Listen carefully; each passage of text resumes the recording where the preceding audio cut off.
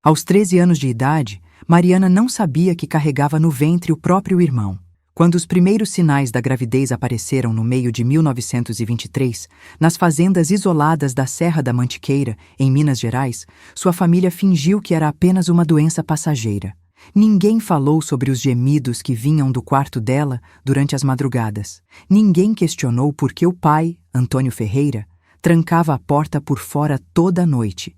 E quando ela deu à luz uma criatura deformada, que morreu antes mesmo de respirar, todos fingiram que aquilo nunca aconteceu.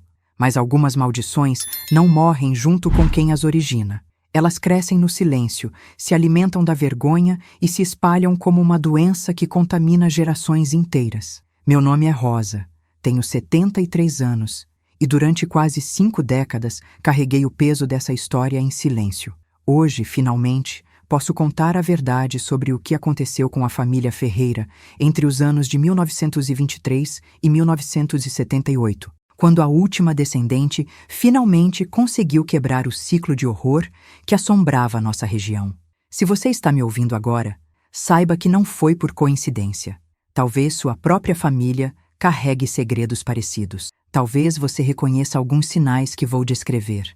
E se reconhecer, espero que tenha coragem suficiente para enfrentar a verdade, porque ignorar não faz o mal desaparecer, só o torna mais forte. A fazenda Santa Rita ficava escondida entre os morros da Serra da Mantiqueira, a cerca de 40 quilômetros da cidade mais próxima. Para chegar lá, era preciso percorrer uma estrada de terra que serpenteava por entre cafezais abandonados e mata fechada. Durante os meses de inverno, a neblina descia dos picos mais altos e envolvia a propriedade como um sudário, criando uma atmosfera que parecia suspender o tempo. Era o lugar perfeito para esconder vergonhas familiares. Antônio Ferreira escolhera aquela localização justamente por isso. Homem de 45 anos, viúvo desde que a esposa morrera no parto da única filha, ele construiu sua vida baseada no controle absoluto sobre tudo que considerava sua propriedade. E isso incluía Mariana. A menina era pálida como a neblina que cobria os morros, com cabelos castanhos compridos que ela sempre mantinha presos em uma trança apertada. Seus olhos verdes tinham uma tristeza antiga, como se ela carregasse memórias de dores que não eram suas. Desde muito pequena, aprendera que questionar as decisões do pai resultava em castigos que deixavam marcas tanto no corpo quanto na alma. Quando completou 12 anos, Antônio decidiu que ela estava madura o suficiente para aprender sobre os deveres de uma mulher. O que aconteceu naquela noite de dezembro mudou para sempre o destino de toda a linhagem Ferreira. Durante meses, Mariana tentou esconder as mudanças em seu corpo. Usava roupas cada vez mais largas, amarrava panos apertados em volta da cintura, evitava comer na frente dos outros. Mas em uma fazenda isolada, onde apenas ela, o pai e 2 funcionários viviam, era impossível manter segredos por muito tempo. José Benedito, o vaqueiro mais antigo da propriedade, foi o primeiro a notar. Homem simples de 50 e poucos anos, ele trabalhava para a família Ferreira há mais de 2 décadas e conhecia os segredos sombrios que se escondiam atrás das paredes da casa grande. Quando percebeu o estado da menina, sentiu um calafrio percorrer sua espinha. Não era a primeira vez que presenciava algo assim naquela família. Em maio de 1923, quando Mariana já não conseguia mais esconder a barriga, Antônio tomou uma decisão que mudaria tudo. Chamou o Dr. Osvaldo Mendes, um médico da cidade que já havia prestado serviços especiais para a família no passado. Era um homem curvado pelos segredos que carregava, com olhos pequenos e nervosos que nunca conseguiam manter contato visual por muito tempo. Sua especialidade não estava nos livros de medicina. Ele conhecia ervas que faziam mulheres perderem bebês, remédios que eliminavam evidências inconvenientes e tinha um silêncio que podia ser comprado com moedas de ouro.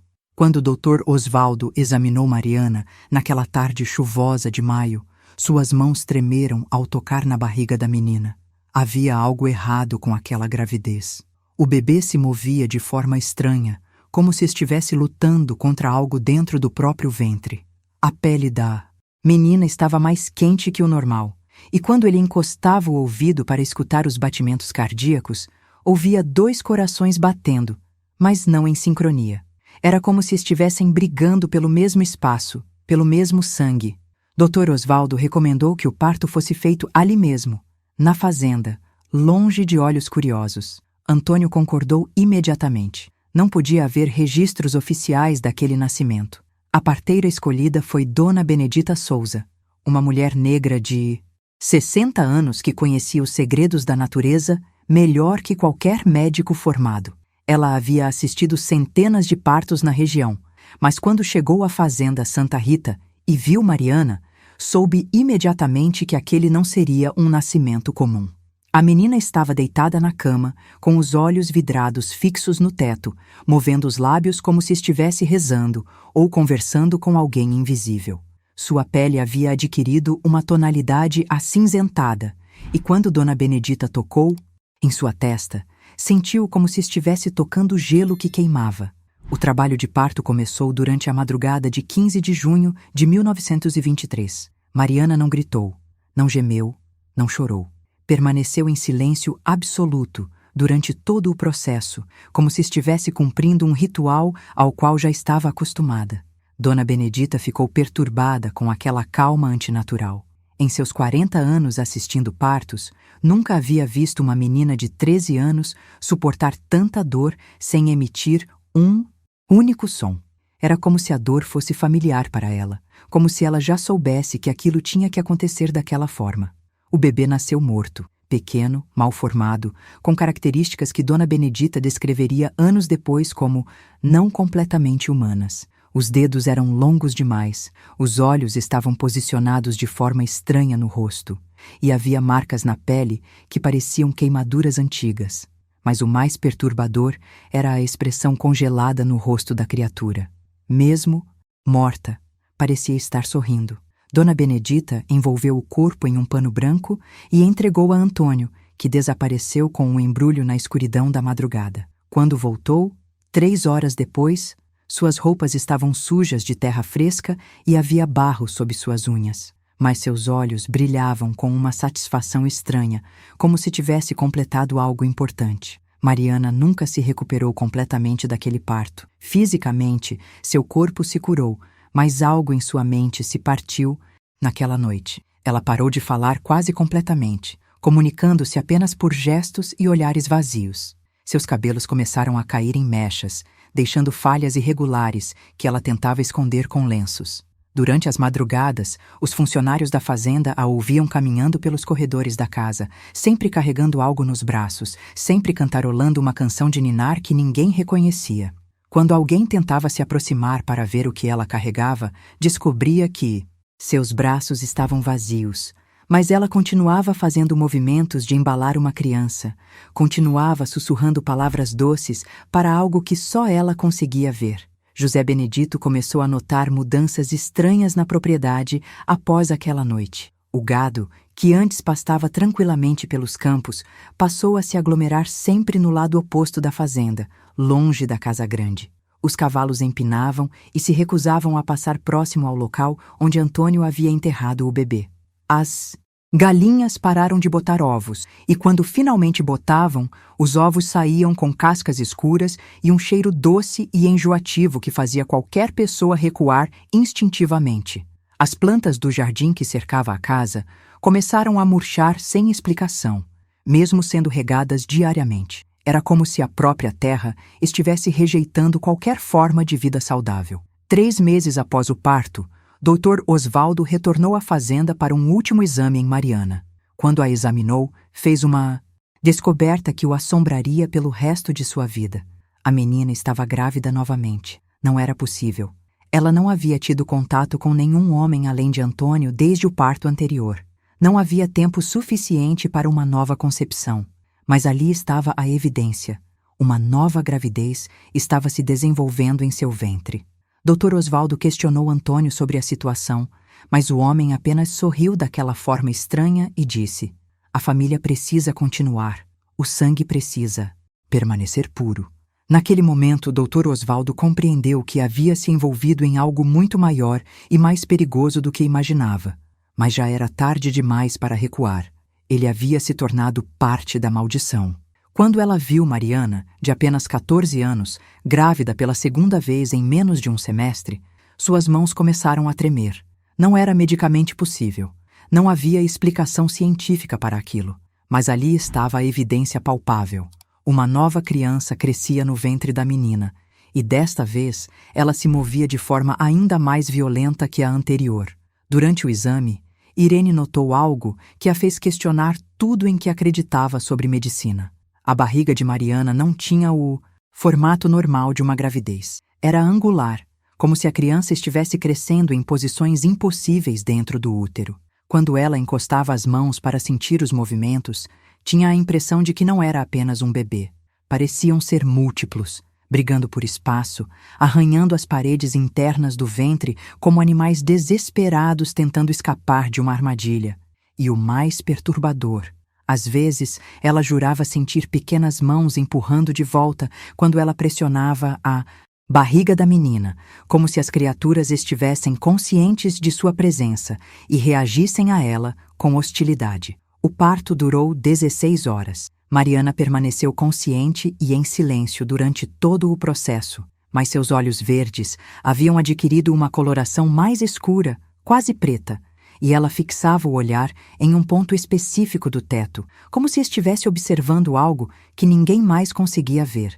Irene notou que, periodicamente, a menina movia os lábios como se estivesse respondendo a perguntas feitas por uma voz invisível.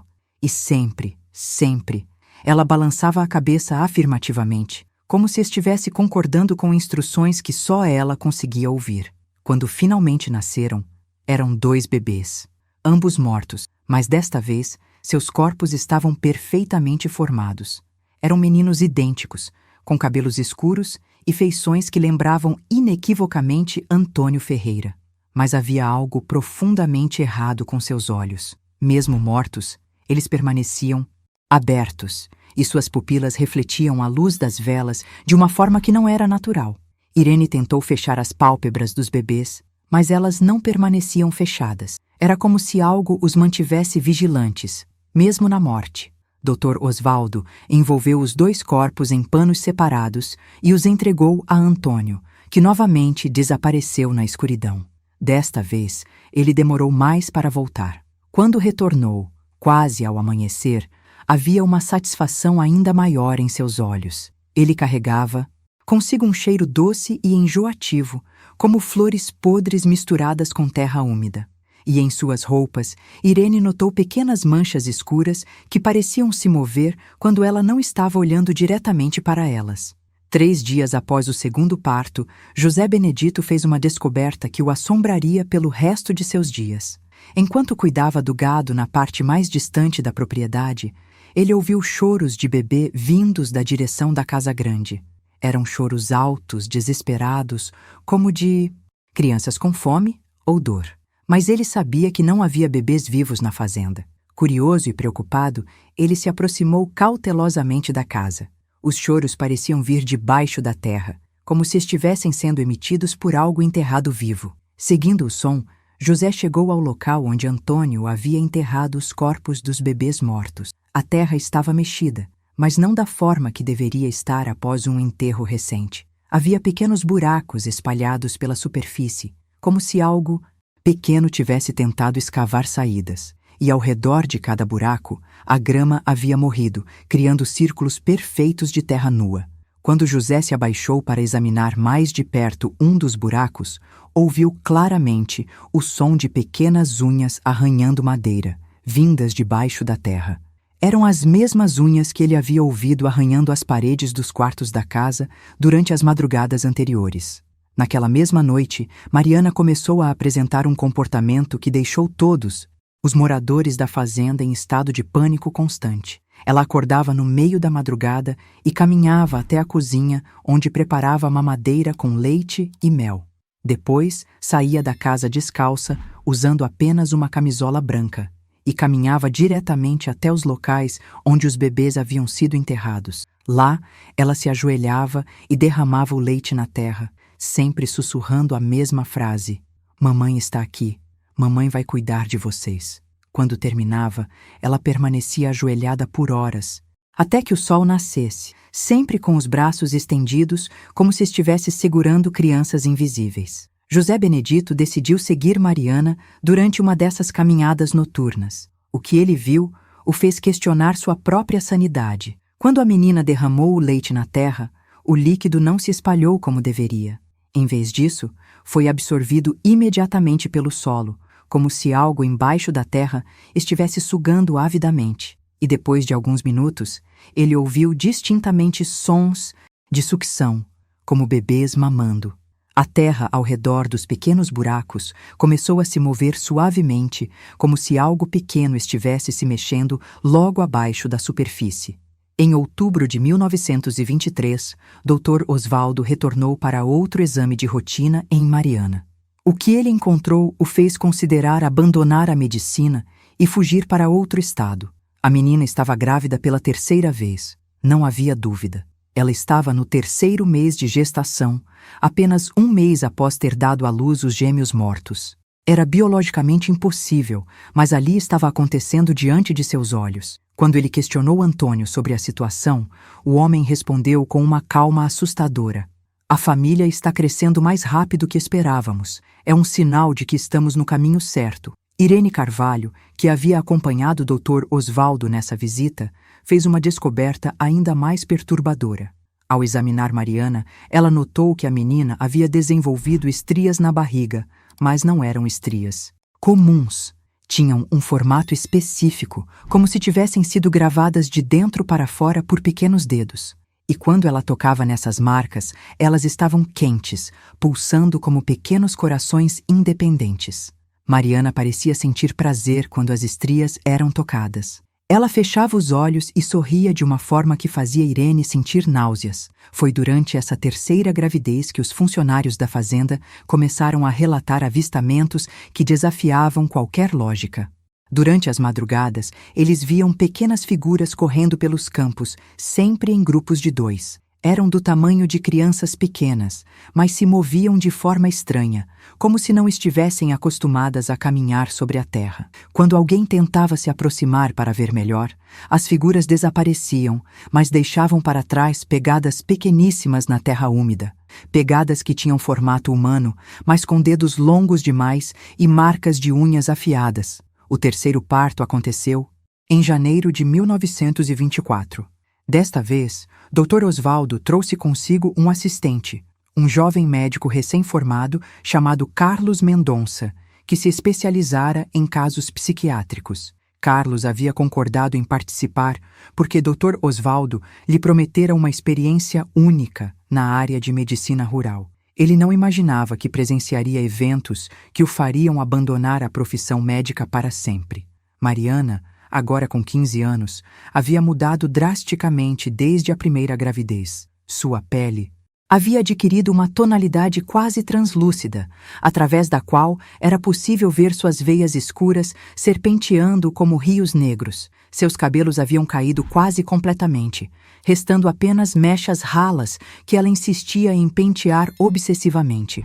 Mas eram seus olhos que causavam mais impacto. Haviam se tornado completamente negros, sem pupila ou íris visível, e pareciam refletir imagens que não estavam presentes no ambiente. Quem olhasse diretamente para eles tinha a sensação de estar sendo observado por múltiplas presenças ao mesmo tempo. O parto durou apenas 3 horas, mas foram as 3 horas mais longas na vida de todos os presentes. Mariana não permaneceu em silêncio desta vez. Ela falava constantemente durante o trabalho de parto, mas não falava com as pessoas presentes no quarto. Conversava com entidades invisíveis, respondia a perguntas que ninguém havia feito, ria de piadas que ninguém havia contado. E sua voz havia mudado. Às vezes soava como a voz de uma criança pequena, outras vezes como a de uma mulher idosa. Ocasionalmente, ela falava com a voz de um homem, grave e ameaçadora. Quando o bebê finalmente nasceu, Carlos Mendonça desmaiou. Desta vez, a criança nasceu viva. Era uma menina, perfeitamente formada e saudável, com cabelos escuros e olhos que se moviam alertamente, como se estivesse analisando o ambiente ao seu redor. Mas o que fez Carlos perder a consciência não foi o estado da criança. Foi o fato de que, imediatamente após o nascimento, a bebê começou a falar. Não chorou como bebês normais. Falou. Suas primeiras palavras foram: "Mamãe, onde estão meus irmãos?" Comuns. Em vez disso, emitia sons guturais que lembravam conversas entre adultos, como se estivesse se comunicando com presenças invisíveis espalhadas pela fazenda. Dr. Osvaldo, que permaneceu na propriedade durante uma semana para observar o desenvolvimento da criança, documentou comportamentos que contradiziam tudo que sabia sobre pediatria. Esperança não precisava ser amamentada com a frequência normal. Ela mamava apenas uma vez por dia, sempre no mesmo horário, exatamente à meia-noite.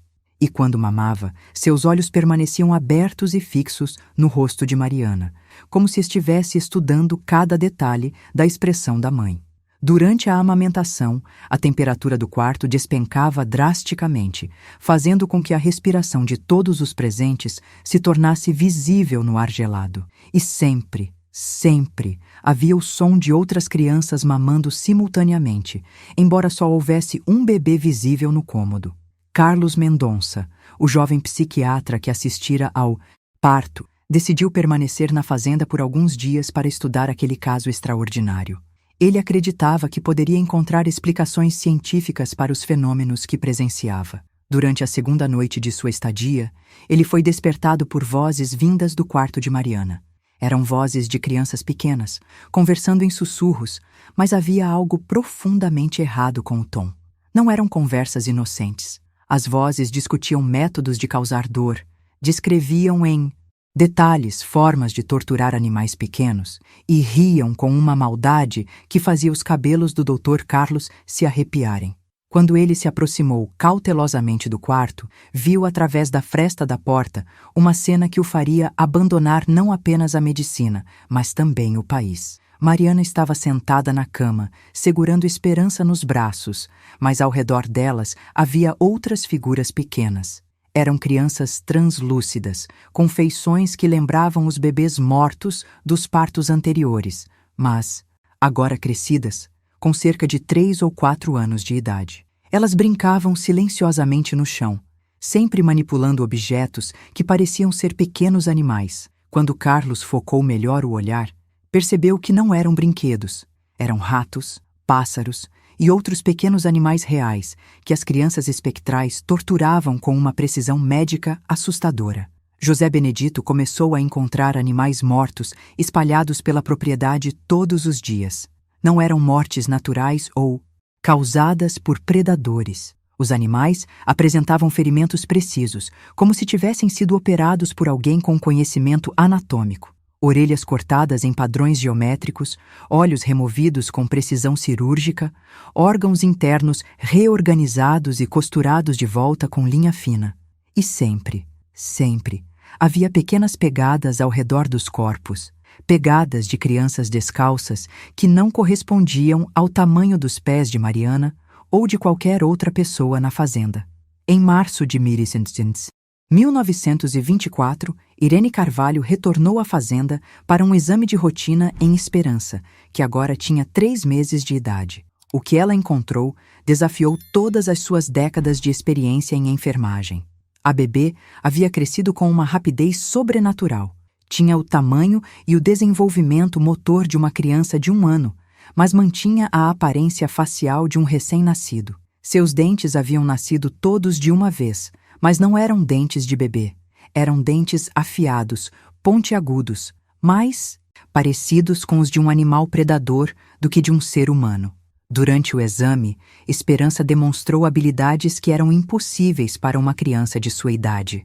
Ela conseguia ficar em pé sozinha, caminhar com passos firmes e, o mais perturbador, falava com um vocabulário complexo e uma compreensão que rivalizava com a de adultos instruídos. Quando Irene tentou examiná-la com instrumentos médicos, Esperança segurou o estetoscópio e disse, com uma voz que não correspondia ao seu corpo pequeno: "Enfermeira Irene, posso ouvir seu coração batendo muito rápido.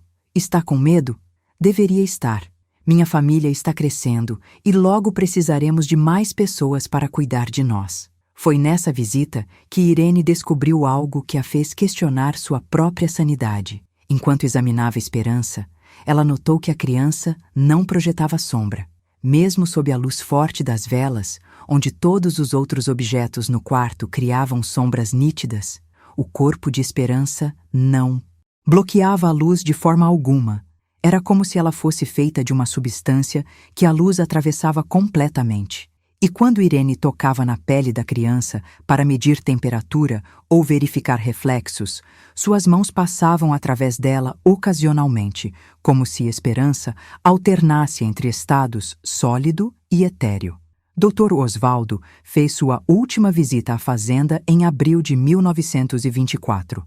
Desta vez, ele veio acompanhado de um padre, o padre Joaquim Santos, um homem de 60 anos que se especializara em casos que a igreja preferia manter em segredo. Padre Joaquim havia trazido consigo água benta, crucifixos e uma coleção de relíquias sagradas, acreditando que poderia ajudar a família Ferreira a se livrar de qualquer influência maligna que pudesse estar afetando suas vidas. Quando o padre Joaquim viu Esperança pela primeira vez, suas mãos começaram a tremer incontrolavelmente. A criança, agora com 5 meses, mas com a aparência e o comportamento de uma menina de 3 anos, olhou diretamente para ele e sorriu. Mas não era um sorriso infantil. Era o sorriso de alguém que conhecia segredos terríveis e se divertia com o sofrimento alheio. Quando o padre tentou abençoá-la com água benta, a água ferveu no momento em que tocou na pele da criança, criando uma fumaça densa que cheirava a enxofre e carne queimada. Esperança falou diretamente com o padre, usando um latim perfeito que nenhuma criança brasileira de fazenda poderia conhecer.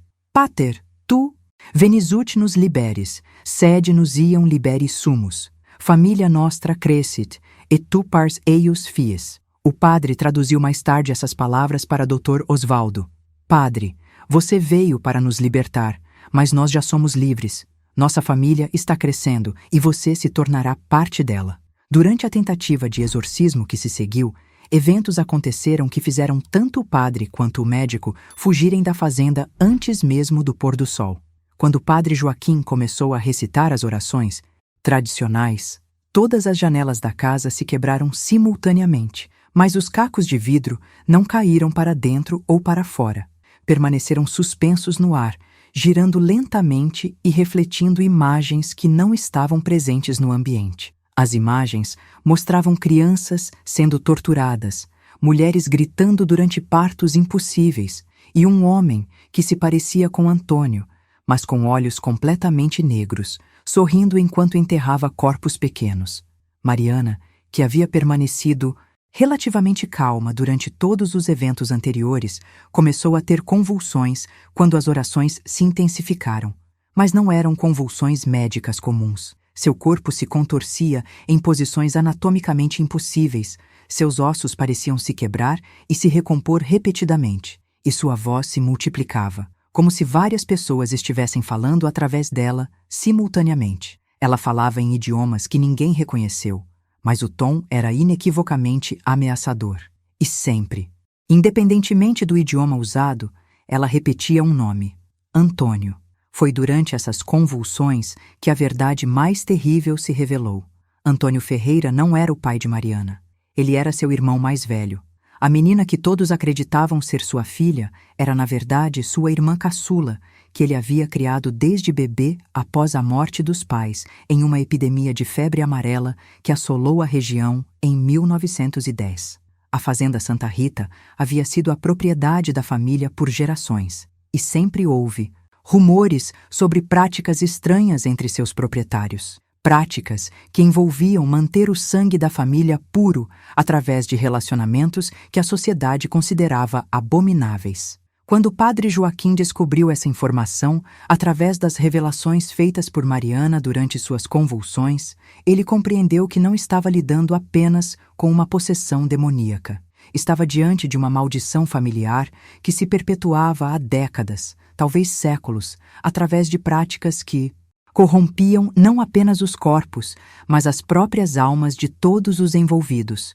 A família Ferreira não estava sendo atacada por forças externas. Eles haviam se tornado a própria manifestação do mal, criando uma linhagem amaldiçoada que crescia em poder a cada geração. E agora, ouvindo essa história aos 73 anos, depois de ter guardado esses segredos por tanto tempo, sinto como se um peso estivesse sendo tirado do meu peito. Vocês que estão me ouvindo, vocês são parte dessa jornada de revelação. Cada pessoa que ouve essas palavras está ajudando a quebrar o silêncio que permitiu que essa maldição crescesse. Se vocês chegaram até aqui comigo, se sentiram a coragem de enfrentar essas verdades perturbadoras, então tem força suficiente para ouvir o que ainda está por vir. Esperança crescia com uma rapidez que desafiava todas as leis da natureza, e aos 8 meses de idade já tinha o desenvolvimento físico e mental de uma criança de 6 anos. Mas sua verdadeira natureza sobrenatural se revelava nas habilidades que demonstrava diariamente. Ela conseguia se comunicar com animais mortos, fazendo com que seus corpos se movessem como marionetes macabras para sua diversão pessoal.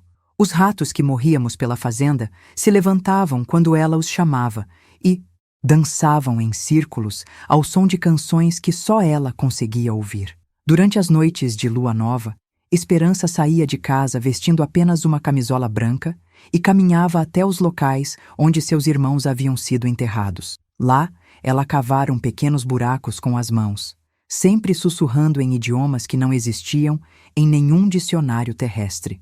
José Benedito, que continuava observando a família à distância, notou que depois dessas caminhadas noturnas, a terra ao redor das sepulturas ficava mais escura e exalava um cheiro doce que atraía insetos de espécies que ele nunca havia visto antes. Eram insetos com cores metálicas, que brilhavam no escuro e se alimentavam de coisas mortas, mas não as decompunham. Ao contrário, pareciam preservá-las em um estado de decomposição eterna. Em junho de 1924, algo extraordinário aconteceu que mudaria para sempre a dinâmica da maldição familiar. Durante uma dessas caminhadas noturnas de esperança, José Benedito viu as crianças mortas emergindo da terra. Não eram espíritos ou aparições, eram os corpos físicos dos bebês que haviam sido enterrados, mas agora crescidos e transformados em algo que não era completamente humano nem completamente animal. Eles tinham aproximadamente a altura de crianças de 5 anos, mas suas feições haviam se alongado, suas mãos eram desproporcionalmente grandes, com unhas que pareciam garras, e seus olhos brilhavam com uma luz própria que variava entre vermelho e dourado. As 3 crianças espectrais se reuniram ao redor de Esperança como se ela fosse sua líder natural. José Benedito observou, escondido atrás de uma árvore, enquanto elas realizavam o que parecia ser um ritual complexo. Esperança cortava a palma da própria mão com uma pedrinha afiada e deixava o sangue escorrer na terra. As outras crianças faziam o mesmo, mas quando elas se cortavam, seu sangue tinha uma cor escura, quase preta, e fumegava quando tocava o chão. O cheiro que se espalhava era de metal queimado misturado com flores podres, uma combinação que fazia José sentir náuseas e tonturas. Depois do ritual de sangue, as 4 crianças caminharam juntas até a casa, mas em vez de entrar pela porta principal, elas escalaram pelas paredes como aranhas gigantes. Suas unhas se fincavam na madeira com facilidade sobrenatural, e elas se moviam com uma agilidade que desafiava a gravidade. José as viu entrarem pela janela do quarto de Mariana, que permanecia, acordada na cama, sempre com aquela expressão vazia nos olhos negros. Quando as crianças espectrais se aproximaram dela, Mariana sorriu pela primeira vez em meses. Era um sorriso de reconhecimento, de amor materno pervertido, como se finalmente tivesse reencontrado sua família completa. Foi nessa noite que José Benedito compreendeu que precisava fugir da fazenda antes que se tornasse parte da maldição. Mas quando tentou sair de seu quarto, descobriu que as portas e janelas não se abriam mais. Não estavam trancadas fisicamente, mas era como se uma força invisível as mantivesse seladas. Ele ouviu passos pequenos no corredor, risos cristalinos que vinham de todas as direções, e sussurros que pareciam vir de dentro das próprias paredes. As vozes das crianças conversavam entre si sobre planos que envolviam expandir a família e encontrar novos irmãos e irmãs para brincar. Durante 3 dias, José ficou preso em seu quarto, sobrevivendo apenas com a água de uma jarra e alguns pedaços de pão duro que havia guardado. As crianças espectrais visitavam sua janela durante as madrugadas, sempre pressionando seus rostos contra o vidro e sorrindo de forma que revelava dentes afiados demais para serem humanos. Elas batiam nas janelas com as unhas, criando um som ritmado que parecia uma música macabra, e sempre, sempre, perguntavam através do vidro: Tio José, quando você vai brincar com a gente? Temos jogos novos que aprendemos debaixo da terra. No Minas, quarto dia, as portas e janelas se abriram normalmente, como se nunca tivessem estado presas. José saiu correndo da fazenda, mas antes de chegar à estrada principal, ele ouviu Esperança chamando seu nome. Quando se virou, viu a menina de 8 meses com aparência de 6 anos parada na varanda da casa, segurando uma boneca feita de ossos pequenos e cabelo humano. Ela acenou para ele de forma aparentemente inocente e gritou: Tio José, obrigada por cuidar da nossa família. Agora você sempre fará parte dela. Não importa para onde vá. José Benedito conseguiu chegar à cidade de Três Corações, onde contou sua história para o delegado local, Capitão Armando Silva. Homem pragmático de 40 anos, o capitão inicialmente acreditou que José havia sofrido um colapso nervoso devido ao isolamento da fazenda. Mas quando José mostrou as marcas que havia desenvolvido no corpo durante os 3 dias de confinamento, o delegado mudou de opinião. Eram pequenas cicatrizes em formato de mãos de crianças, gravadas na pele como se tivessem sido queimadas por ferros em brasa. As marcas estavam espalhadas pelos braços e pernas de José, sempre em grupos de 4, como se 4 crianças pequenas tivessem o tocado simultaneamente. E aqui, meus queridos ouvintes, preciso fazer uma pausa para compartilhar algo importante com vocês. Se essa história está tocando algo profundo em seus corações, se vocês sentem que essas revelações chegaram até vocês no momento certo de suas vidas, eu quero pedir um gesto de apoio. Cliquem em Valeu Demais aqui embaixo do vídeo. Esse pequeno gesto nos ajuda a continuar trazendo essas verdades esquecidas para pessoas que, como vocês, têm coragem de enfrentar os segredos mais sombrios de nossa história familiar. É assim que conseguimos manter viva essa missão de espalhar luz onde antes só havia silêncio e negação. Capitão Silva decidiu organizar uma expedição até a Fazenda Santa Rita, levando consigo 4 soldados e um promotor público, Dr. Fernando Nascimento, que tinha jurisdição sobre casos envolvendo menores em situação de abandono ou abuso. A expedição partiu em julho de 1924, equipada com armas, documentos legais para remover Mariana da guarda de Antônio e uma carroça para transportar a jovem até um orfanato na cidade. Eles não imaginavam que estavam caminhando diretamente para uma armadilha que havia sido preparada por mentes que não eram completamente humanas. Quando chegaram à fazenda no meio da tarde de um sábado ensolarado, encontraram um cenário que parecia completamente normal. A casa estava limpa, o jardim bem cuidado, e Antônio os recebeu na varanda como um anfitrião cordial. Ele estava vestido com suas melhores roupas. Tinha se barbeado recentemente e parecia genuinamente surpreso e feliz com a visita inesperada. Ofereceu café, biscoitos caseiros e conversou amenidades sobre o clima e as condições da estrada. Sua atuação foi tão convincente que os próprios soldados começaram a questionar a sanidade mental de José Benedito. Quando o Dr. Nascimento pediu para ver Mariana, Antônio o conduziu até o quarto da jovem com toda a gentileza e cooperação possíveis. Mariana estava sentada na cama, penteando os cabelos que haviam crescido novamente durante os últimos meses. Ela usava um vestido limpo e bem passado. Seus olhos haviam voltado à cor verde original. E quando cumprimentou os visitantes, sua voz soou perfeitamente normal. Ela se comportou como uma jovem tímida, mas educada, respondendo às perguntas do promotor com coerência e demonstrando nenhum sinal de trauma ou abuso. A única coisa que perturbou ligeiramente o Dr. Nascimento foi o fato de que Mariana segurava nos braços uma boneca que parecia excessivamente realística. A boneca tinha cabelos verdadeiros, olhos de vidro que se moviam quando ela balançava o brinquedo e roupas feitas com tecidos de qualidade. Quando ele comentou sobre a beleza da boneca, Mariana sorriu e disse: "É minha filha, Esperança. Ela é muito bem comportada e nunca chora. Dr. Nascimento assumiu que se tratava de uma jovem com deficiência mental brincando com bonecas, uma situação comum em casos de gravidez precoce que resultava em trauma psicológico. A expedição permaneceu na fazenda durante toda a tarde, fazendo perguntas, examinando as instalações e procurando por evidências dos eventos que José Benedito havia relatado.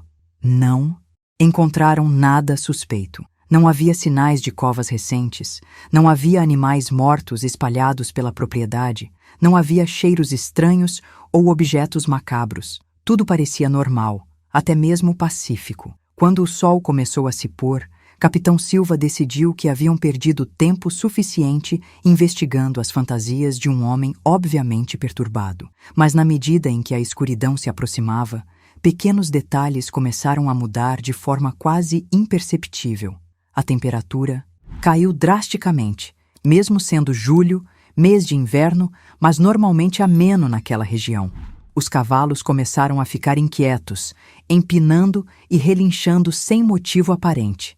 E mais perturbador, os relógios de bolso dos visitantes pararam simultaneamente, todos marcando exatamente 18h47 mm, como se o tempo tivesse congelado naquele momento específico. Foi então que eles ouviram pela primeira vez as risadas das crianças.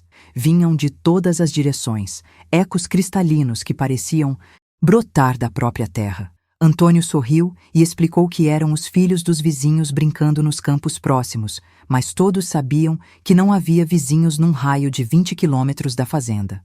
As risadas se intensificaram, tornando-se mais altas e mais numerosas, como se dezenas de crianças estivessem se divertindo simultaneamente ao redor da casa. Uma menina de aparentemente 5 anos, mas com feições que não eram completamente humanas. Seus olhos brilhavam com uma luz dourada própria. Seus cabelos eram negros como breu e flutuavam como se estivessem debaixo d'água, e quando ela sorriu para os visitantes, revelou dentes afiados como lâminas de navalha. Ela usava um vestidinho branco que parecia ter sido costurado com tecido de mortalha, e carregava nos braços uma boneca feita de ossos pequenos e cabelo verdadeiro. A criança acenou educadamente para os homens e disse, com uma voz que ecoava como se viesse de dentro de um túmulo: "Papai, trouxe visitantes novos para brincar conosco?" Antônio sorriu com orgulho paternal e respondeu: "Sim, minha querida filha. Estes senhores vieram conhecer nossa família. Por que não chama seus irmãos para se apresentarem também?" A menina bateu palmas de alegria, um som que reverberou pelas montanhas como tiros de canhão, e gritou em direção aos campos: "Irmãos, venham conhecer os novos amigos." Foi então que outras figuras pequenas começaram a emergir da escuridão ao redor da casa. Eram crianças de várias idades, todas com as mesmas características sobrenaturais: olhos que brilhavam, cabelos que se moviam sem vento e sorrisos que revelavam dentes predadores. Dr. Nascimento, o promotor público, tentou manter a compostura profissional mesmo diante daquelas aparições impossíveis. Ele se aproximou de uma das crianças espectrais, um menino de, aparentemente, 7 anos, e perguntou: "Qual é o seu nome, criança?" O menino olhou diretamente nos olhos do promotor e respondeu: "Eu sou Samuel Ferreira, nascido morto em setembro de 1923, filho de Mariana Ferreira e do tio Antônio. Morri porque meu coração não conseguiu suportar o peso do pecado que carrego no sangue, mas agora tenho muitos corações para usar." Enquanto falava, o menino abriu a camisa e mostrou seu peito, onde havia múltiplos corações batendo através da pele, translúcida, cada um com um ritmo diferente. Capitão Silva ordenou que seus homens cercassem a família, mas descobriu que suas armas não funcionavam mais. Os gatilhos estavam travados, a pólvora havia se molhado misteriosamente. E quando tentaram usar as baionetas, as lâminas simplesmente atravessavam os corpos das crianças sem causar nenhum dano. Era como tentar ferir fumaça com facas de metal. As crianças espectrais riram da tentativa de agressão, um som coletivo que fez o chão tremer sob os pés dos visitantes. Uma delas, uma menina de cabelos dourados que carregava uma boneca sem cabeça, disse: "Senhores soldados, vocês não podem nos machucar porque já estamos mortos, mas nós podemos machucá-los porque vocês ainda estão vivos." Foi nesse momento que Mariana saiu da casa, ainda carregando nos braços a boneca que chamava de Esperança. Mas agora todos podiam ver claramente que não era uma boneca. Era uma criança real, viva, mas com feições que desafiavam qualquer explicação médica. Esperança tinha aproximadamente 8 meses, mas falava com a fluência de uma adulta. Seus olhos mudavam de cor constantemente como caleidoscópios vivos, e quando ela se movia, deixava pegadas que brilhavam no escuro por alguns segundos. Quando Mariana se aproximou dos visitantes, Esperança olhou diretamente para o Capitão Silva e disse: "Capitão, o senhor veio tirar minha mamãe de mim? Isso não vai acontecer. Minha família precisa crescer e vocês vão nos ajudar com isso." Dr. Nascimento tentou raciocinar com Mariana, explicando que tinha autoridade legal para removê-la daquele ambiente e levá-la para um lugar onde receberia cuidados adequados. Mariana o ouviu pacientemente, balançando Esperança nos braços como qualquer mãe faria, e quando ele terminou de falar, ela sorriu daquela forma vazia que havia desenvolvido nos últimos meses. "Doutor", ela disse, "o senhor não entende. Eu não posso sair daqui. Meus filhos precisam de mim.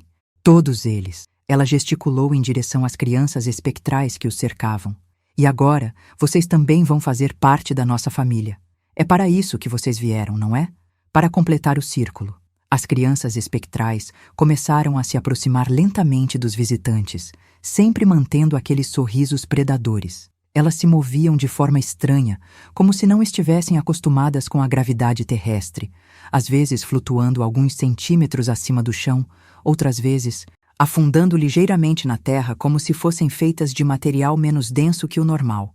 Uma delas, um menino de cabelos escuros que carregava um saco de pano manchado de sangue, se aproximou de um dos soldados e disse: "Tio, quer ver minha coleção de dedos? Eu corto um dedo de cada pessoa nova que conhece nossa família. Não dói muito, prometo." Capitão Silva tentou recuar com seus homens em direção aos cavalos, mas descobriu que os animais haviam desaparecido. Não havia pegadas. Na terra, não havia sinais de luta. Os cavalos simplesmente não estavam mais lá. Em seu lugar, havia apenas pequenas pilhas de ossos branqueados, como se os animais tivessem morrido e se decomposto completamente em questão de minutos. E ao redor de cada pilha de ossos havia pequenas pegadas de crianças descalças, círculos perfeitos que sugeriam que elas haviam dançado ao redor dos cavalos durante o processo de decomposição. Dr. Nascimento, desesperado para encontrar uma explicação racional para o que presenciava, tentou examinar mais de perto uma das crianças espectrais. Quando estendeu a mão para tocar no braço da menina de cabelos dourados, sua mão passou através dela como se ela fosse feita de névoa. Mas imediatamente após o contato, ele sentiu uma dor lancinante no próprio braço. Quando olhou para baixo, viu que havia uma marca na sua pele, exatamente onde tentara tocar a criança. Era uma pequena queimadura em formato de mão infantil que fumegava e exalava um cheiro de carne assada misturado com flores podres. Esperança, ainda nos braços de Mariana, começou a crescer visivelmente enquanto todos observavam. Em questão de minutos, ela passou de um bebê de 8 meses para uma criança de aproximadamente 3 anos. Suas roupas se ajustaram magicamente ao novo tamanho, e quando ela falou novamente, sua voz havia se tornado mais profunda e mais autoritária. "Senhores visitantes", ela disse, "vocês chegaram no momento perfeito. Hoje é o dia em que nossa família se completa. Vocês vão nos ajudar a crescer ainda mais, e em troca, nós vamos ensinar a vocês os segredos da vida após a morte." Os soldados tentaram correr em direções diferentes, mas descobriram que estavam presos dentro de um círculo invisível ao redor da casa. Não importava em qual direção corressem, sempre acabavam voltando para o mesmo ponto de partida, como se estivessem correndo em uma esteira invisível. E a cada tentativa de fuga, ouviam as risadas cristalinas das crianças espectrais se intensificando, ecoando não apenas do ar ao redor, mas também de dentro de suas próprias cabeças, como se as vozes estivessem sendo transmitidas diretamente para seus cérebros. Foi durante uma dessas tentativas de fuga que um dos soldados, Sargento João da Silva, fez uma descoberta terrível. Ao tropeçar e cair no chão, sua mão tocou em algo enterrado superficialmente na terra. Quando escavou rapidamente com os dedos, encontrou ossos humanos, mas não eram ossos antigos. Eram frescos, ainda com fragmentos de carne aderidos, e pelo tamanho, claramente pertenciam a crianças pequenas. Havia dezenas deles espalhados por todo o terreno ao redor da casa, como se houvesse um cemitério secreto, enterrado apenas alguns centímetros abaixo da superfície. Sargento João gritou para alertar os outros sobre sua descoberta, mas quando levantou a cabeça, viu que estava sozinho. Seus companheiros haviam desaparecido completamente, assim como a família Ferreira e as crianças espectrais. A fazenda estava deserta, silenciosa, e a casa parecia abandonada há décadas. As janelas estavam quebradas, o telhado tinha buracos enormes e a vegetação havia invadido todos os cômodos. Era como se tudo que ele havia presenciado nos últimos minutos nunca tivesse acontecido, como se ele tivesse acordado de um pesadelo compartilhado. Mas quando olhou para suas próprias mãos, viu que carregava algo que não estava lá antes. Era uma pequena boneca feita de ossos e cabelo humano, idêntica às que as crianças espectrais carregavam.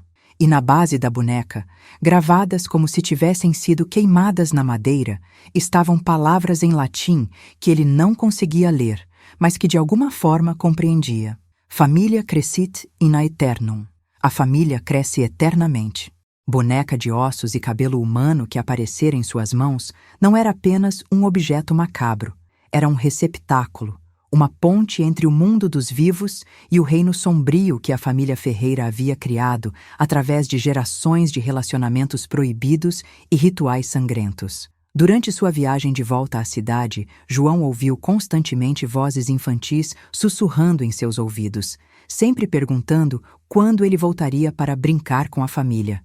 Quando chegou ao quartel, descobriu que havia perdido 3 dias completos de sua vida. Para ele, a experiência na fazenda havia durado apenas algumas horas, mas o calendário mostrava que era quarta-feira, 3 dias após a expedição ter partido. Os outros membros da expedição nunca foram encontrados. Capitão Silva, Dr. Nascimento e os demais soldados simplesmente desapareceram da face da terra, como se nunca tivessem existido.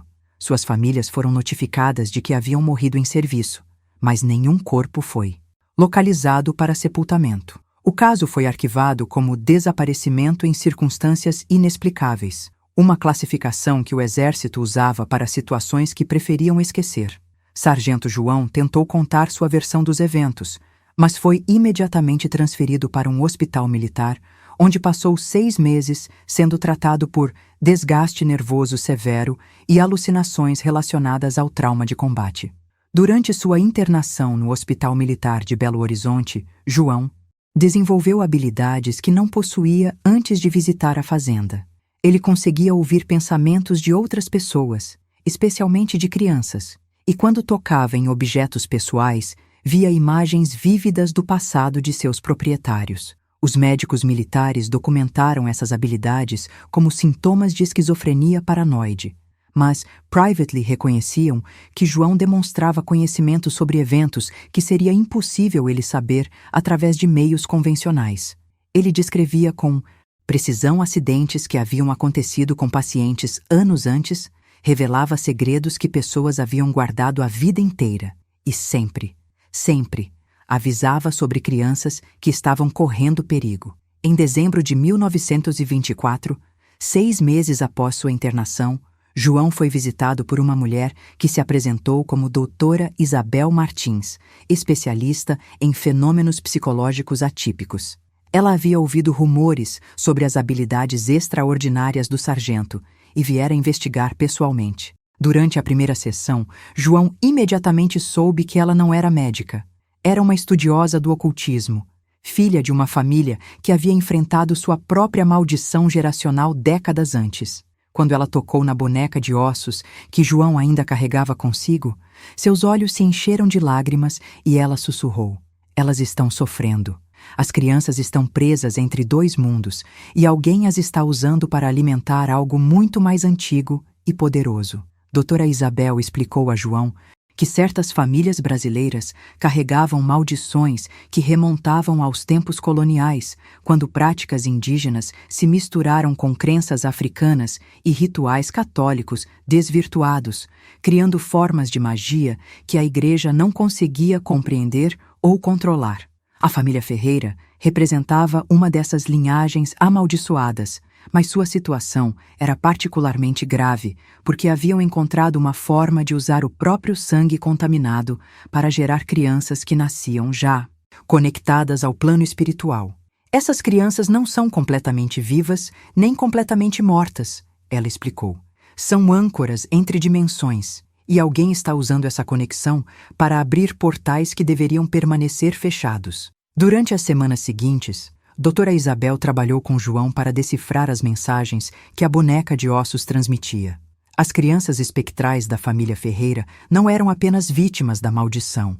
Elas haviam se tornado seus agentes ativos, espalhando a influência da família para outras regiões do país. Através da boneca, elas mostravam a João visões de outras fazendas isoladas onde fenômenos similares estavam começando a acontecer. Famílias que nunca haviam ouvido falar dos Ferreira começavam a ter filhos com deformidades específicas. Mulheres jovens engravidavam sem explicação e crianças nasciam falando idiomas antigos que ninguém conseguia identificar. A descoberta mais perturbadora veio quando doutora Isabel conseguiu traduzir completamente as palavras gravadas na boneca. Família cresci in aeternum não significava apenas a família cresce eternamente. Era uma instrução, um comando que estava sendo transmitido através de objetos como a boneca para pessoas em todo o Brasil. Quem entrasse em contato com esses objetos amaldiçoados se tornava inconscientemente um agente da família Ferreira, espalhando a maldição através de seus próprios relacionamentos e descendentes. João havia se tornado um portador involuntário da maldição, e através dele, a influência dos Ferreira estava se espalhando por Minas Gerais. Em janeiro de 1925, doutora Isabel tomou uma decisão que mudaria o destino de todos os envolvidos na maldição. Ela decidiu retornar à Fazenda Santa Rita, não para confrontar a família Ferreira, mas para tentar estabelecer comunicação com as crianças espectrais e descobrir se havia uma forma de libertá-las. João insistiu em acompanhá-la, alegando que a boneca de ossos o chamava de volta, com uma intensidade que estava se tornando insuportável. Elas querem me mostrar algo importante, ele dizia. Algo que pode quebrar o ciclo. Doutora Isabel concordou, mas trouxe consigo uma equipe de 5 pessoas especializadas em diferentes aspectos do ocultismo brasileiro. Um ex-padre que estudava demonologia, uma curandeira descendente de escravos que conhecia rituais de proteção africanos, um índio ancião especializado em comunicação com espíritos da natureza e 2 médiuns experientes em psicografia. A segunda expedição à Fazenda Santa Rita encontrou um cenário completamente diferente do que João havia descrito. A propriedade estava florescente, bem cuidada, e havia sinais evidentes de que era habitada por uma família numerosa. Havia roupas de crianças secando no varal, brinquedos espalhados pelo quintal e o som de risadas infantis vinha constantemente da parte de trás da casa.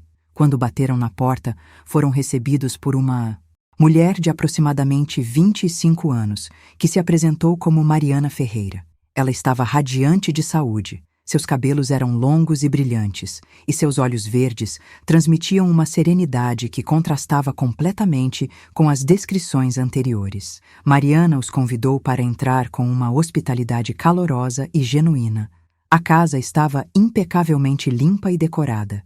Cheirava a flores frescas e pão caseiro, e havia fotografias familiares espalhadas por todas as salas. As fotos mostravam Mariana com um homem que se parecia com Antônio, mas aparentava ser mais jovem, e cercados por pelo menos 12 crianças de várias idades. Todas as crianças nas fotografias tinham sorrisos alegres e olhos brilhantes de vida.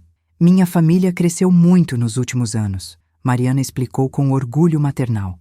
Antônio e eu fomos abençoados com tantos filhos maravilhosos. Eles estão todos brincando nos campos agora, mas voltarão para o jantar.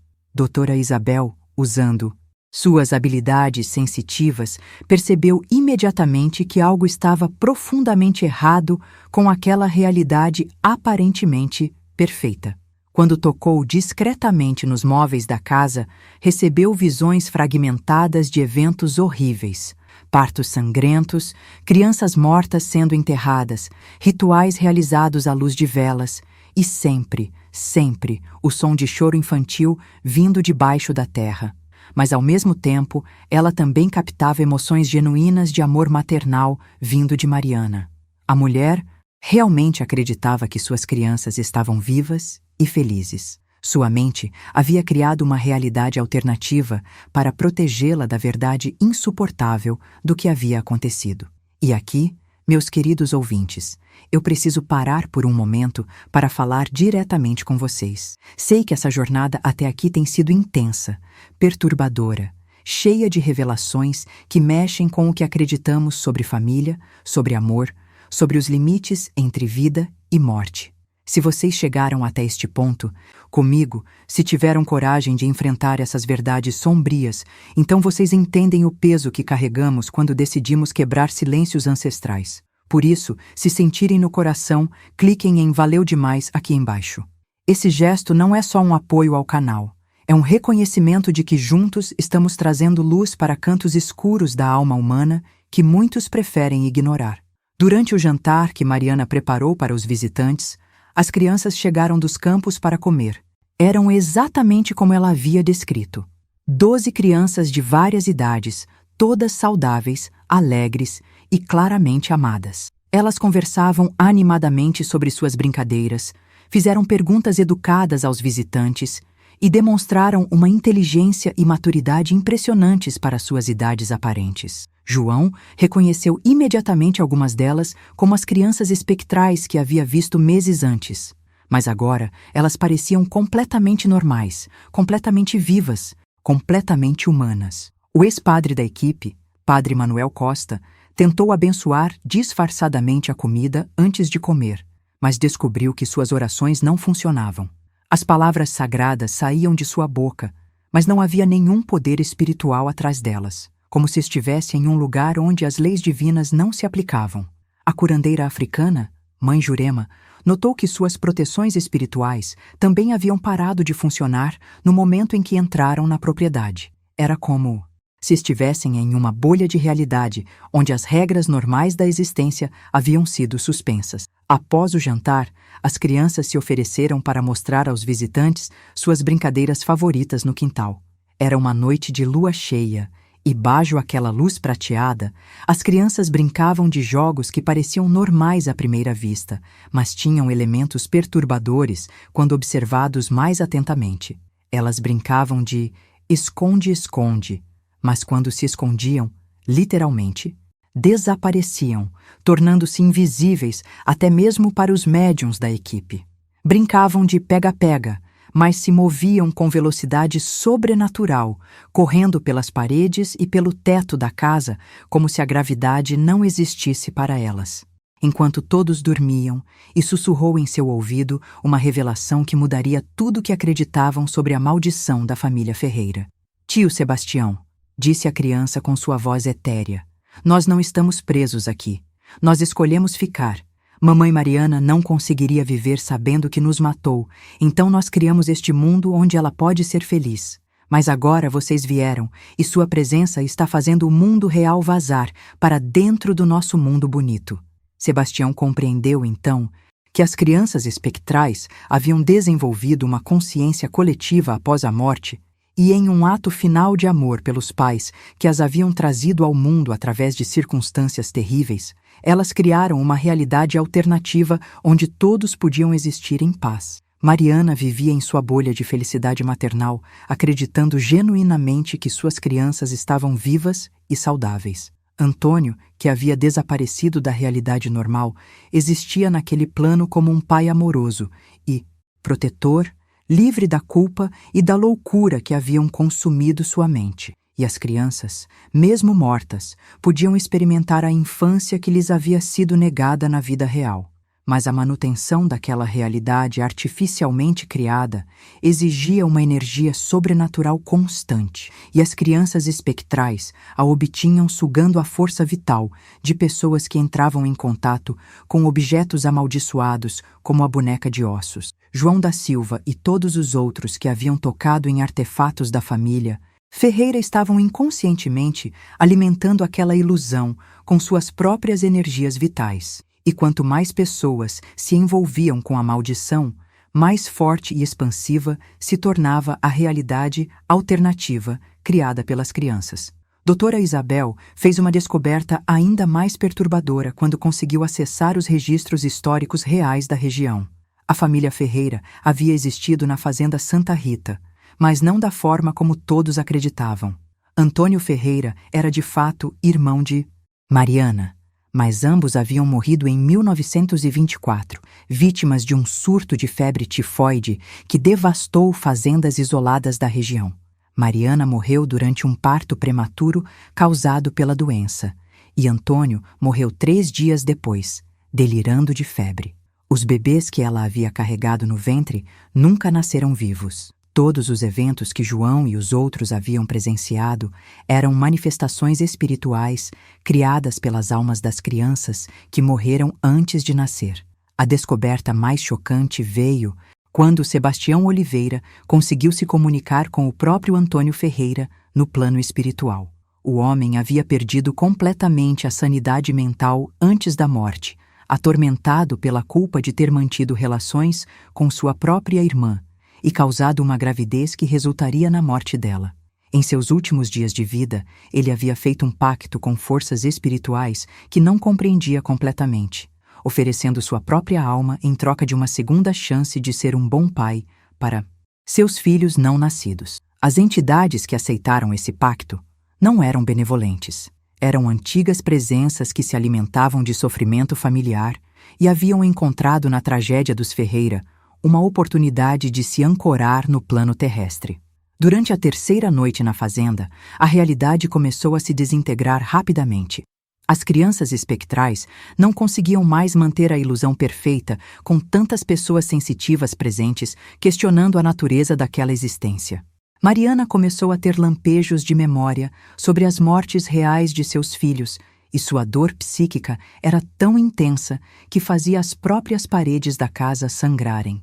Antônio começava a lembrar de sua culpa e loucura, e sua raiva distorcia a paisagem ao redor da fazenda, fazendo árvores crescerem tortas e flores brotarem com pétalas que pareciam pequenos ossos. Foi nesse momento de caos que Esperança, a criança que havia nascido falando e havia se tornado a líder das crianças espectrais, tomou uma decisão que surpreendeu a todos. Ela se aproximou de doutora Isabel e disse: "Doutora, nós precisamos parar com isso. Mamãe está sofrendo novamente e papai está voltando a ser malvado. Nós aprendemos muito sobre amor e família desde que morremos, mas agora sabemos que manter as pessoas presas em mentiras não é amor de verdade, é egoísmo." Esperança explicou que as crianças espectrais haviam evoluído espiritualmente durante aqueles meses de existência artificial e, agora, compreendiam que sua interferência no plano terrestre estava causando mais mal que bem. Mas há um problema. Esperança continuou. As entidades que ajudaram papai a fazer o pacto não querem que nós partamos. Elas gostam de se alimentar da nossa energia e da energia das pessoas que tocam nos objetos amaldiçoados. Se nós formos embora, elas vão procurar outras famílias para atormentar. Vocês precisam nos ajudar a quebrar o contrato que papai fez antes de morrer. Doutora Isabel percebeu que estavam diante de uma situação muito mais complexa do que imaginavam. Não se tratava apenas de libertar as almas de uma família atormentada, mas de enfrentar entidades anciãs que haviam encontrado uma forma de se perpetuar no mundo dos vivos. O ritual de libertação teve que ser realizado no local exato onde Antônio havia enterrado os corpos dos primeiros bebês mortos. Usando uma combinação de conhecimentos católicos, africanos e indígenas, a equipe de doutora Isabel criou um círculo de proteção ao redor do pequeno cemitério familiar.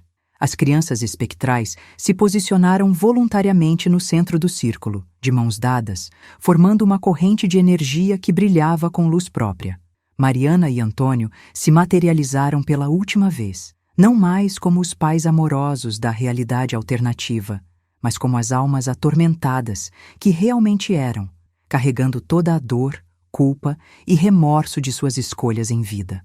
O que aconteceu durante as 4 horas seguintes foi uma batalha espiritual que testou os limites da coragem e da fé de todos os presentes. As entidades anciãs que haviam se beneficiado do pacto de Antônio se manifestaram como sombras gigantescas que envolviam a fazenda, criando uma escuridão sobrenatural que fazia a lua e as estrelas desaparecerem do céu. Elas sussurravam tentações nos ouvidos dos participantes do ritual, oferecendo poder, conhecimento proibido e a possibilidade de comunicação permanente com entes, queridos mortos, em troca de permitir que mantivessem sua influência sobre a família Ferreira.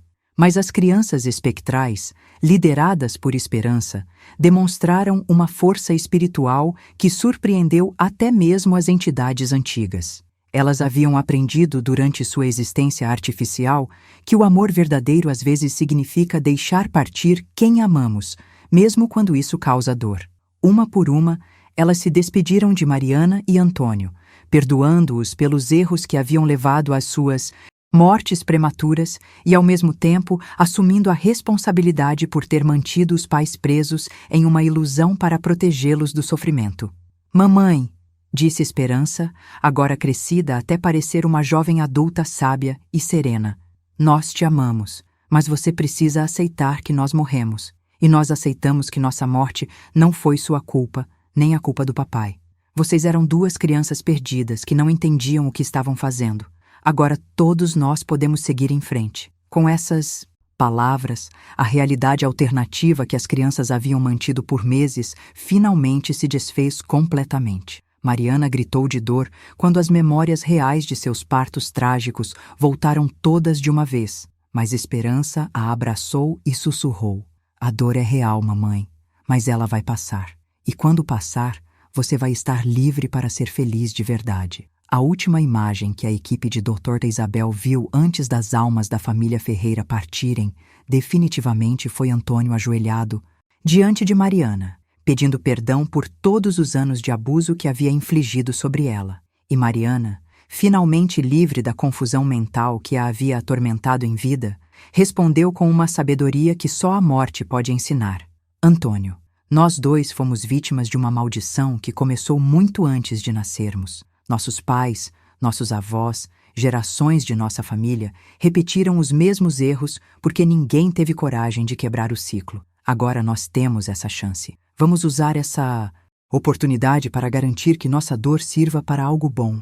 As árvores que antes cresciam tortas agora se erguiam orgulhosas em direção ao céu. E onde havia sinais de morte e decomposição, agora brotava vida nova e abundante. Era como se a própria terra estivesse celebrando sua libertação de uma maldição que a havia mantido presa por tanto tempo. Sargento João da Silva acordou na manhã seguinte ao ritual completamente curado de todas as marcas estranhas que haviam aparecido em seu corpo. As cicatrizes em formato de mãos infantis haviam desaparecido. Sua mente estava clara e serena pela primeira vez em meses, e quando olhou para as mãos, descobriu que a boneca de ossos havia se transformado em uma pequena estatueta de madeira clara, representando uma família unida em um abraço amoroso. Não havia mais peso espiritual naquele objeto. Era apenas um lembrete gentil de que mesmo as situações mais perturbadoras podem encontrar resolução através do amor genuíno e da coragem de enfrentar verdades difíceis. Doutora Isabel. Martins documentou meticulosamente todo o processo de libertação da família Ferreira, criando o primeiro manual brasileiro sobre como identificar e quebrar maldições familiares baseadas em relacionamentos consanguíneos e traumas geracionais. Seu trabalho se tornaria referência para outros pesquisadores que descobriram que o caso dos Ferreira não era único. Pelo contrário, havia dezenas de famílias espalhadas pelo Brasil que carregavam maldições similares, todas originadas de práticas que feriam tanto as leis da natureza quanto os princípios básicos de respeito e proteção dentro do núcleo familiar. O que aprendemos através da tragédia e da redenção da família Ferreira é que certas práticas destroem não apenas as pessoas diretamente envolvidas, mas criam ondas de sofrimento que se espalham através do tempo e do espaço, afetando gerações que nem sequer nasceram ainda. Antônio Ferreira não estava agindo apenas como um homem perturbado que abusava de sua própria irmã. Ele estava perpetuando um padrão de comportamento que provavelmente existia em sua família há décadas, talvez séculos. Alguém havia ensinado para ele, consciente ou inconscientemente, que era aceitável usar posições de autoridade para satisfazer desejos egoístas sem considerar as consequências para outras pessoas. Mariana, por sua vez, não era apenas uma vítima passiva das circunstâncias. Embora tenha sofrido abusos terríveis que nenhuma criança deveria enfrentar, ela também havia se tornado, através de sua dor não processada, um agente de perpetuação da maldição. Quando suas crianças espectrais criaram a realidade alternativa para protegê-la do sofrimento, elas estavam inadvertidamente ensinando que é aceitável viver em negação ao invés de enfrentar verdades dolorosas. E essa negação, embora compreensível, se torna destrutiva quando impede o crescimento e a cura genuínos. As crianças espectrais da família Ferreira nos ensinaram algo profundo sobre perdão e responsabilidade. Elas perdoaram seus pais pelos erros que levaram às suas mortes prematuras, mas não permitiram que esse perdão se tornasse uma desculpa para perpetuar comportamentos destrutivos. Elas reconheceram que Antônio e Mariana eram pessoas feridas que agiram a partir de sua própria dor, mas também entenderam que compreender as razões por trás de um comportamento prejudicial não significa aceitar suas consequências. O amor verdadeiro, às vezes, significa estabelecer limites firmes, mesmo quando isso causa desconforto temporário. Dr. Oswaldo Mendes, o médico que havia participado dos partos malditos, procurou Doutora Isabel meses depois da libertação das almas da família Ferreira. Ele havia perdido completamente a capacidade de exercer medicina após aqueles eventos, mas havia encontrado uma nova vocação como conselheiro para pessoas que enfrentavam traumas familiares severos. Doutora Isabel, ele disse durante seu encontro, aprendi que quando nos tornamos cúmplices de situações que sabemos estar erradas, não importa quais sejam nossas justificativas, nós nos tornamos parte do problema. Meu silêncio diante do sofrimento de Mariana foi uma forma de violência, mesmo que eu tenha racionalizado como necessária para proteger minha carreira. A transformação de Dr. Oswaldo ilustra um ponto crucial sobre como maldições familiares se perpetuam. Elas dependem não apenas das pessoas que cometem os atos prejudiciais, mas também de todas as pessoas ao redor que escolhem ignorar, minimizar ou justificar esses atos ao invés de interromper os padrões destrutivos. José Benedito, o vaqueiro que observou os eventos, mas não teve coragem de intervir por medo de perder seu emprego, também procurou ajuda após a libertação da família. Eu sabia que algo terrível estava acontecendo com aquela menina, ele confessou, mas convenci a mim mesmo de que não era problema meu, que eu era apenas um funcionário. Agora, entendo que quando testemunhamos sofrimento e escolhemos não agir, nós nos tornamos parte da corrente que mantém esse sofrimento vivo. Durante os anos seguintes, Doutora Isabel e sua equipe identificaram e ajudaram a quebrar maldições similares em pelo menos 40 famílias espalhadas por Minas Gerais, São Paulo e Rio de Janeiro. Cada caso tinha suas particularidades, mas todos compartilhavam elementos comuns: relacionamentos de poder abusivos dentro do núcleo familiar, práticas que feriam a integridade física e emocional de crianças, segredos mantidos através de ameaças e manipulação, e uma rede de pessoas que conheciam a situação, mas escolhiam não intervir por conveniência ou medo. E aqui, chegando ao final desta jornada que compartilhamos juntos, preciso falar diretamente com cada um de vocês que teve a coragem de me acompanhar até este momento. Se essa história tocou vocês de alguma forma, se reconheceram padrões familiares que talvez existam em suas próprias histórias, se sentiram que essas revelações chegaram até vocês no momento em que precisavam ouvi-las, então vocês entendem o poder de quebrar silêncios que mantém sofrimentos vivos. Por isso, se sentirem no coração, Cliquem em Valeu demais uma última vez. Não é apenas um apoio ao canal. É um reconhecimento de que juntos estamos trazendo luz para lugares onde antes só havia escuridão e negação. A maior lição que aprendi durante os 50 anos que se passaram desde os eventos da Fazenda Santa Rita é que maldições familiares não são forças sobrenaturais misteriosas que nos atacam do exterior. São padrões de comportamento aprendidos e repetidos, mantidos vivos através de nossa recusa em questionar tradições prejudiciais e nossa relutância em proteger os membros mais vulneráveis de nossas famílias. Quebrar essas maldições não requer rituais complicados ou poderes especiais. Requer coragem para ver a verdade, mesmo quando ela é dolorosa, e determinação para agir de forma diferente do que nossas famílias sempre fizeram. Hoje, aos 73 anos, continuo recebendo cartas de pessoas que ouviram a história da família Ferreira e reconheceram elementos similares em suas próprias vidas familiares. Muitas dessas pessoas encontraram forças para buscar ajuda, para proteger suas crianças, para quebrar ciclos de abuso que se perpetuavam há gerações. Cada uma dessas cartas é uma prova de que contar verdades difíceis, mesmo quando elas perturbam nossa tranquilidade, pode ser um ato de amor que salva vidas e liberta almas. A Fazenda Santa Rita hoje é um local de peregrinação para pessoas que buscam cura de traumas familiares. O campo onde antes ficava a casa se transformou em um jardim natural onde crescem plantas medicinais que não existem em nenhum outro lugar do Brasil. Visitors relatam experiências de paz profunda, insights sobre relacionamentos familiares problemáticos e uma sensação de alívio que permanece com eles muito depois de deixarem o local. É como se as próprias almas da família Ferreira tivessem deixado uma bênção para substituir a maldição que havia assombrado aquela terra por tanto tempo. E vocês, queridos ouvintes, que me acompanharam nesta jornada de revelação e transformação, vocês agora carregam consigo não apenas uma história perturbadora, mas também uma responsabilidade preciosa. Vocês conhecem os sinais de como maldições familiares se formam e se perpetuam.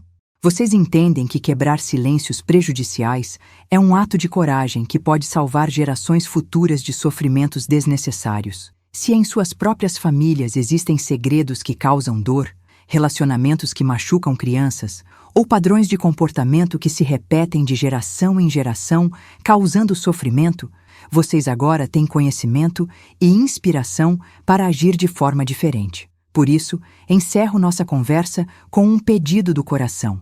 Se esta história os tocou, se ela os ajudou a compreender aspectos de suas próprias vidas familiares, se vocês sentiram que receberam exatamente a mensagem que precisavam ouvir neste momento de suas vidas, eu gostaria que vocês se inscrevessem neste canal, não como uma formalidade, mas como um compromisso consigo mesmos de continuar buscando verdades que liberam, mesmo quando elas são desconfortáveis. E eu gostaria que vocês compartilhassem suas próprias histórias conosco, porque cada narrativa de coragem e transformação que vocês partilham pode ser exatamente o que outra pessoa precisa ouvir para encontrar forças para mudar sua própria situação.